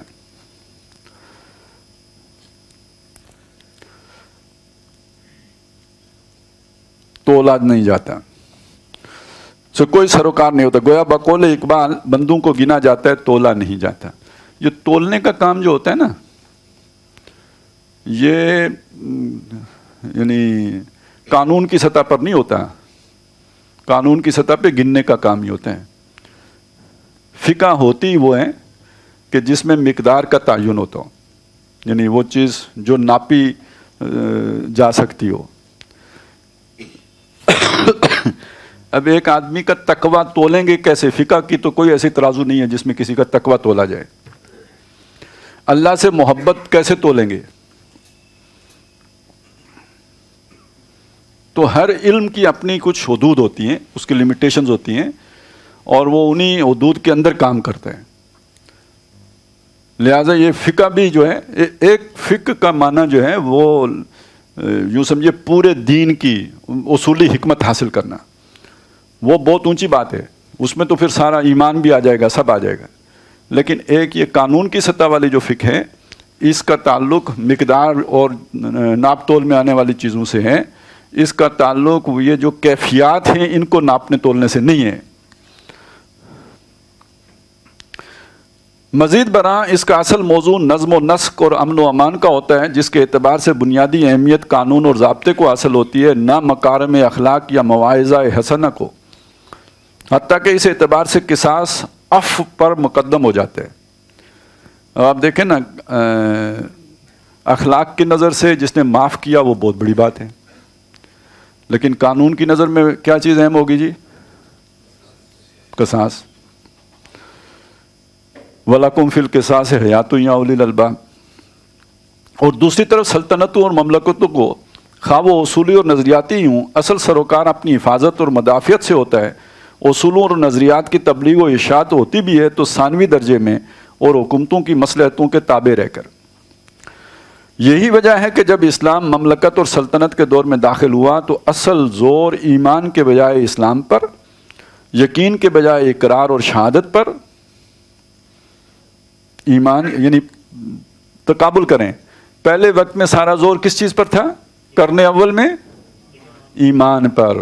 جب ریاست کے دور میں اسلام داخل ہو گیا تو اسلام اہم ہو گیا، قانون اہم ہو گیا، اور یقین کے بجائے اقرار اور شہادت اہم ہو گئے. اب اگر کوئی نکاح ہونا ہے تو بس کلمہ شہادت جس نے پڑھا تو آپ سمجھیں گے کہ مسلمان ہے، اس کا نکاح ہو سکتا ہے یہاں. اور باطن سے بڑھ کر ظاہر پر ہو گیا. نتیجتاً قرآن حکیم کے بھی منبع ایمان اور سرچشمہ یقین ہونے کی حیثیت مؤخر اور نگاہوں سے اوجل ہوتی چلی گئی، کیونکہ اب اس کی اہمیت ہی نہیں رہی تھی، قرآن کی نہیں، اس باطنی ایمان کی. تو وہ باطنی ایمان پیدا کرنے والی شے قرآن تھا، تو اس کی اہمیت بھی خود بخود گھٹ گئی. اور کتاب قانون اور یکے از ادلہ اربع ہونے کی حیثیت مقدم اور مرکز توجہ بنتی چلی گئی. اور پھر جیسے جیسے مملکت اور سلطنت کے تقاضے پھیلتے گئے اور قانون کی عملداری وسیع ہوتی گئی، قرآن مجید تو 4 میں کے 1 کی حیثیت میں پس منظر میں گم ہوتا چلا گیا اور توجہات حدیث اور فقہ پر مرتکز ہو کر رہ گئیں. ستم بالائے ستم یہ کہ علم و حکمت کے میدان میں جو خلا اس طرح پیدا ہوا، اسے پر کرنے کے لیے مصر و یونان کی جانب سے فلسفہ و منطق کی آندیاں آئیں، اور نتیجتاً پورا عالم اسلام ارسطو کی منطق اور نو افلاطونی تصوف کی آماجگاہ بن کر رہ گیا. یہ ایک علیحدہ پورا ٹاپک ہے. کہتے ہیں یہ جو بھی ارسطو اور وغیرہ تھے ان کا جو کام تھا اس کو سلطنت روما نے صندوقوں میں بند کر کے رکھا ہوا تھا اور ہاتھ کاٹنے کی سزا تھی جو اس کو ہاتھ بھی لگائے گا. تو یہ مسلمانوں نے پھر فرمائش بھیجی کہ جناب یہ علمی ورثہ ہے، وہ جو کیا کہتے ہیں انٹلیکچوئل رائٹس والی بات جیسے، تو یہ آپ ہمیں دیں، ہم اس سے استفادہ کرنا چاہتے ہیں. تو بادشاہ سلامت نے پادری سے پوچھا کہ بھائی مسلمانوں کی طرف سے یہ فرمائش آئی ہے تو اس کا کیا کریں؟ اس نے کہا فوراً دیں. اس نے جو ہمارا بیڑا غرق کیا تھا جس کی وجہ سے ہم نے یہ سارا کچھ بند کیا تھا، یہ جا کے تو ان کا بھی بیڑا غرق کرے گا، تو فوراً دیں، دیر نہ کریں. تو وہ بہرحال وہ بیڑا غرق ہوا نہیں ہوا وہ ایک علیحدہ کہانی ہے. لیکن یہ کہ اب قرآن مجید نے جو آپ کی باطنی ضرورتیں پوری کرنی تھیں، روحانی ضرورتیں پوری کرنی تھیں، علمی ضرورتیں پوری کرنی تھیں، تو جب وہ پس منظر میں چلا گیا تو اس خلا کو کس نے پور کیا؟ آ کے فلسفہ. اور وہ فلسفہ کہاں سے آیا؟ مصر سے آیا اور یونان سے آیا. بلکہ مجھے ابھی ایک بات ذہن میں آئی ہے، سورہ بقرہ میں آتے ہیں نا کہ جب ان کے پاس رسول آئے، لما جاءہم رسول مصدق لما معہم نبذ فریق من الذین اوتوا الکتاب کتاب اللہ وراء ظہورہم کأنہم لا یعلمون. پھر اس کے بعد کیا ہوا؟ کتاب تو چھٹی پیچھے کی تک کی، واتبعوا ما تتلو الشیاطین علی ملک سلیمان. کیونکہ کچھ تو کرنا ہے نا، خلا تو نہیں ہوگا. ابھی وہ مری میں جو لوگ اللہ کو پیارے ہو گئے تو آکسیجن تو نکل گئی، تو وہاں کچھ تو آیا نا. گاڑی میں خلا تو نہیں رہے گا نا، آکسیجن نہیں ہوگی تو کوئی اور گیس ہوگی. اسی طرح جو آپ کی باطنی ضرورت ہے وہ پوری کرنے کے لیے جو غذا اللہ نے اتاری ہے وہ نہیں ہوگی تو اس کی جگہ کوئی نہ کوئی تو ہوگی. وہ شیطانی علوم ہے، اسی لیے اس کو بھی روحانیت کہتے ہیں. ویسے خان صاحب نے اچھا نام دیا ہے، میں اب اسے روحانیت ہی کہتا ہوں. یعنی یہ فرق ہو گیا نا، پہلے تو یہ گڑبڑ تھی، سمجھ ہی نہیں آتی تھی کون سی روحانیت ہو رہی ہے. اور وہ اسپرچولیزم بھی، وہ مغرب میں بھی سارا شیطانی عمل بھی اسپرچولیزم کے نام پہ ہوتا ہے. تو اب خان صاحب نے آ کے ہماری یہ مشکل آسان کر دی. انہوں نے بتایا، اس طرح تو نہیں بتایا لیکن ہم اسے یوں ڈیفائن کر لیتے ہیں کہ جو یہ رحمانی ہوتی ہے یہ روحانیت ہوتی ہے، اور یہ جو شیطانی ہوتی ہے یہ روحانیت ہوتی ہے. تو جس طرح وہاں پہ انہوں نے وہ شیطانی روحانیت اختیار کر لی، وَاتَّبَعُوا مَا تَتْلُو الشَّيَاطِينُ عَلَىٰ مُلْكِ سلیمان، وہ کتاب کی روحانیت انہوں نے پیٹھ پیچھے پھینکی اور شیطانی روحانیت کے پیچھے چل پڑے. اسی طرح اب یہاں پہ جو علمی پیاس تھی، جو قرآن سے سیراب ہونی تھی، قرآن کو آپ نے جب ایک کنارے لگا دیا تو اب اس کی جگہ پہ وہ پھر وہ یونان اور مصر سے منطق اور فلسفہ آ گیا. یہاں تک کہ فلسفہ و اصول اخلاق کے لیے بھی مسلمانوں کو اغیار کے سامنے کاسائے گدائی پیش کرنے کے سوا کوئی چارہ نہ رہا، اور رفتہ رفتہ صورت یہ ہو گئی کہ قرآن نہ منبع ایمان رہا، نہ سرچشمہ یقین، اور نہ مخزن اخلاق رہا، نہ معدن حکمت.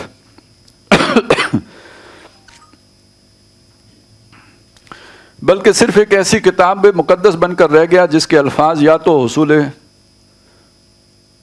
حصول برکت اور ایصال ثواب کا ذریعہ بن سکتے ہیں، یا زیادہ سے زیادہ تعویذ گنڈے اور جھاڑ پھونک کے کام آ سکتے ہیں.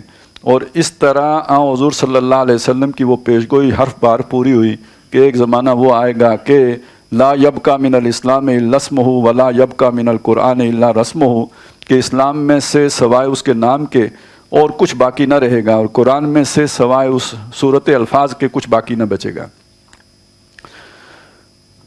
تو وہ میں آپ کو پہلے بتا چکا ہوں، تعویذ گنڈے اور یہ اور وہ سارا، بس پھر یہ ہو گیا قرآن کا مقصد.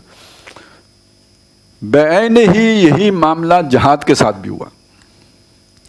اب یہ جہاد والا تو پھر ڈاکٹر صاحب نے پورا ایک علیحدہ مضمون کر کے تو اس کو وہ کیا، لیکن اس کو یوں سمجھ لیں کہ بادشاہوں کی ضرورت تھی جہاد، اور لوگ اگر مرنے کے لیے تیار نہ ہوں تو جہاد کیسے ہوگا؟ سلطنت پھیلائیں گے کیسے؟ 17 حملے محمود غزنوی کیسے کریں گے؟ تو شوق شہادت ہوگا تو کریں گے. تو وہ شوق شہادت کسی نہ کسی بنیاد پر تو انہیں دیا جائے گا نا، جو تو ہمیشہ ضرورت رہی ہے. تو اس کے لیے پھر لوگ رکھے جاتے ہیں، انہیں بہت فیسیلیٹیٹ کیا جاتا ہے، جو پھر جہاد کا بندے کو جہاز بنا کے رکھتے ہیں. تو یعنی یہ جہاد بھی بدنام اسی لیے ہو گیا تھا نا کہ وہ حضور کے دور میں جہاد تھا اللہ کے کلمے کو سربلند کرنے کے لیے. بعد میں وہی جہاد شروع ہو گیا کس کام کے لیے؟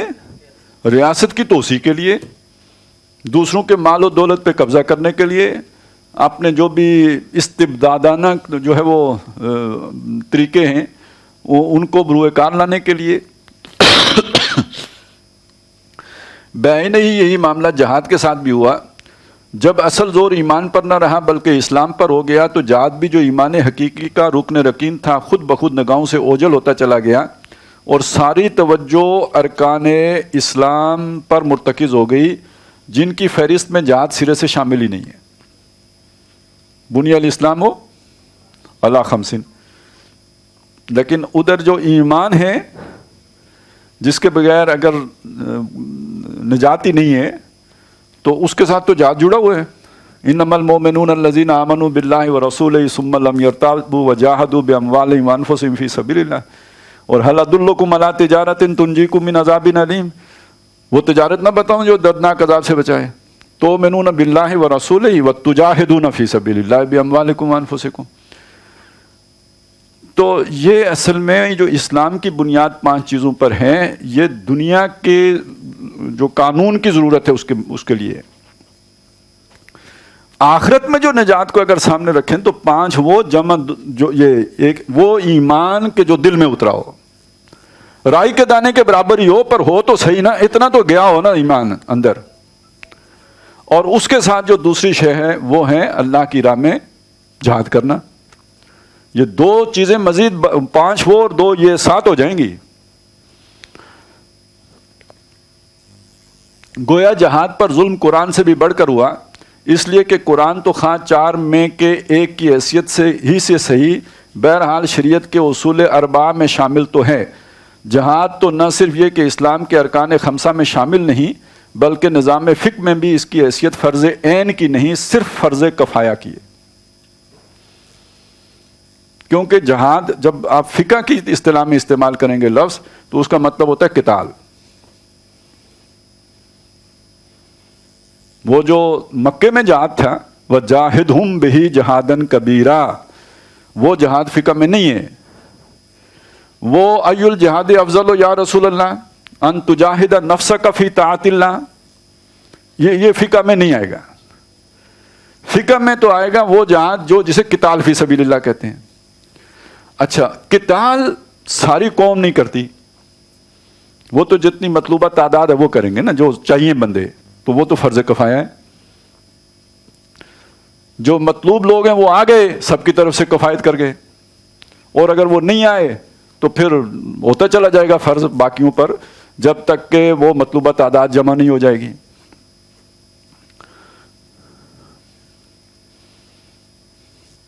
اس پر مستزاد یہ کہ جہاد کا تصور بھی مسخ ہو گیا، یعنی پرورٹ ہو گیا، اور اس شجرہ طیبہ کی شاخوں کو جڑ اور تنے سے جدا کر کے ہر ایک کو مختلف رنگ دے دیا گیا. چنانچہ ایک طرف جہاد مان نفس کا رخ اعمال اور معاملات کی منجدار سے پرے ہی پرے اذکار اور ادوار نفسیاتی اوراد اور نفسیاتی ریاضتوں اور ورزشوں کے رائے یسیر کی جانب موڑ دیا گیا. جہاد مان نفس جو ادھر ہم نے پڑھا تھا تو کس سے ہوگا جی؟ قرآن مجید سے. قم اللیل الا قلیلا نصفہ انقص منہ قلیلا او زد علیہ ورتل القرآن ترتیلا ان ناشیۃ اللیل ہی اشد وطئا واقوم قیلا. وہ تو قرآن ہے وہاں پہ، لیکن بعد میں اس کا رخ کدھر موڑ دیا گیا؟ جہاد مان نفس کا. کیسے ہوگا وہ؟ یعنی معاملات آپ کے جیسے بھی ہوں، یعنی آپ کو ایسے لوگ ملیں گے کہ جو مطلب بڑے اہتمام کریں گے صبح سورہ یعنی فجر کے بعد یاسین پکی پڑھیں گے، زور کے بعد جو ہے عصر کے بعد مزمل پڑھیں گے، مغرب کے بعد واقعہ پڑھیں گے، رات سونے سے پہلے سورہ ملک پڑھیں گے، الف لام میم سجدہ بھی پڑھیں گے، یہ سارا۔ اس کے علاوہ بہت سارے اور آج جو ان کے بزرگوں نے انہیں دیے وظائف جو دیے ہیں وہ کریں گے، لیکن یہ کہ ملاوٹ کرنا تو نہیں چھوڑیں گے۔ گویا جہاد کا اس چیز سے کوئی تعلق ہی نہیں ہے۔ جھوٹ بولنا نہیں چھوڑیں گے، کاروباری دو نمبریاں نہیں چھوڑیں گے۔ تو اب یعنی معاملات سے ہٹ کر آپ کا جہاد مان نفس ہو رہا ہے۔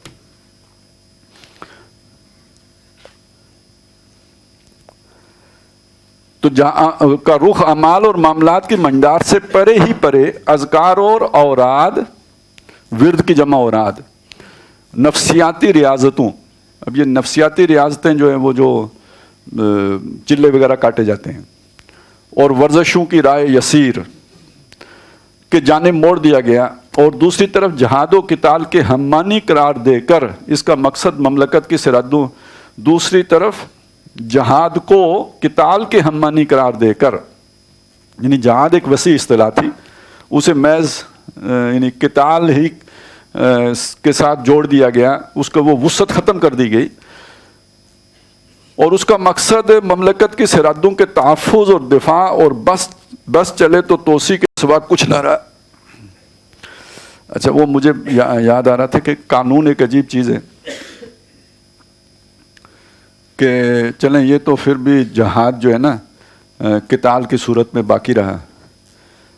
کل ہماری وزارت دفاع نے پرسوں کورٹ میں جو ہے نا وہ ایک پلی لیے کہ آئین کے تحت فوجی کی ذمہ داری سرحد کی حفاظت کرتے ہوئے جان دینا نہیں ہے۔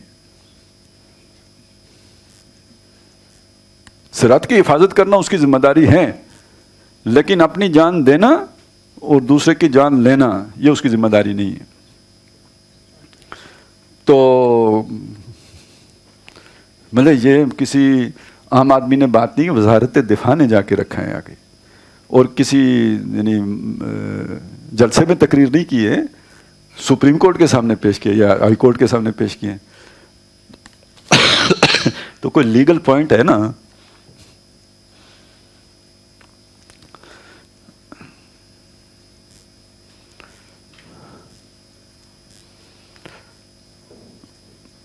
اور بس چلے تو توسیع کے سوا کچھ نہ رہا شرک و ظلم، کفر و فسق، اور زور و منکر، زور جھوٹ اور منکر برائی کی ہر صورت کے ساتھ مسلسل کشمکش اور تصادم، حق و صداقت کے پرچار، نیکی اور راست بازی کی ترویج، کلمہ توحید کی نشر و اشاعت، اور دین حق کے غلبہ و اقامت کے لیے پہم جد و جہد، اور اس کے لیے سمع و طاعت کے اصول پر مبنی نظام جماعت کے قیام کا معاملہ، گویا فی الجملہ احقاق حق اور ابطال باطل کی منظم صحیح جو ہر مومن کے لیے فرض عین کا درجہ رکھتی ہے، وہ یا تو سرے سے خارج از بحث ہو گئی، یا زیادہ سے زیادہ ایک اضافی نیکی قرار پا کر رہ گئی، اور اس سے بالا ہی بالا ورے ہی ورے اسلام و ایمان اور تقوی و احسان کے جملہ مراحل طے پانے لگے۔ اللہ اللہ، کوئی فرق سا فرق ہے اور تفاوت سا تفاوت، بابین تفاوت راز کجاست تابا کجا کے مصداق، کجا وہ کیفیت کہ صحابہ اکرام جذبہ جہاد سے سرشار بیک زبان رجزیہ انداز میں یہ شعر پڑھ رہے ہیں، نحن الذین بایعوا محمدا علی الجہاد ما بقینا ابدا، کہ ہم وہ لوگ ہیں جنہوں نے محمد کے ہاتھ پر بیعت کی ہے صلی اللہ علیہ وسلم، جب تک زندہ رہیں گے جہاد کرتے رہیں گے۔ اور کجا یہ حال کہ 14ویں صدی ہجری کے ایک متنبی، یعنی جو خود نبی بن گیا ہے، اور اس کی ضروریت سلبی و مانوی نے تو جہاد بھی سیف کو باقاعدہ منسوخ ہی قرار دے دیا۔ مسلمانوں کی عظیم اکثریت کا حال بھی عملاً کوئی زیادہ مختلف نہیں ہے، یعنی اس وقت آپ اگر سارے دیکھیں تو کم از کم اس پہ تو اجماع نظر آئے گا نا کہ یہ کام تو اب ہونے والا نہیں ہے۔